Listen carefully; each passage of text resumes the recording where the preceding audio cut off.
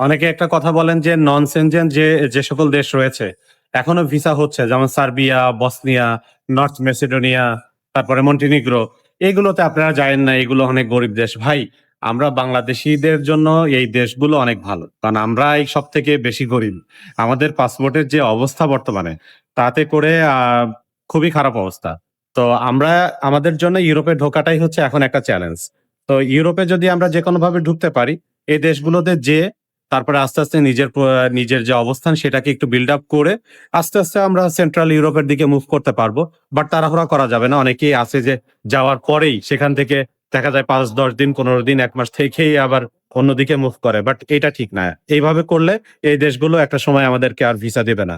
At least ৬ মাস বা কোম্পানির সাথে যতদিন আপনার কন্ট্রাক্ট আছে অন্তত ১ টা বছর সেখানে থেকে টিআরসি কার্ডটা করে তারপরে যদি আপনি আস্তে, আস্তে আগান, তাহলে কিন্তু তখন আর কেউ ব্লেম দিতে পারবে না। তো এভাবে একটু টেকনিক্যালি আগালে এই দেশগুলোর ভিসা ওপেন থাকবে। আবার আপনার সেন্ট্রাল ইউরোপে বড়, বড় দেশগুলো যাওয়ার স্বপ্নটাও কিন্তু পূরণ হবে। তো সবাই বুঝতে পারছেন আসলে আমি কি বোঝানোর চেষ্টা করেছি। তো এইভাবে আপনারা আগানোর চেষ্টা করুন। কারণ বাংলাদেশীদের জন্য এখন ইউরোপে ঢোকাটাই একটা বড় একটা চ্যালেঞ্জ।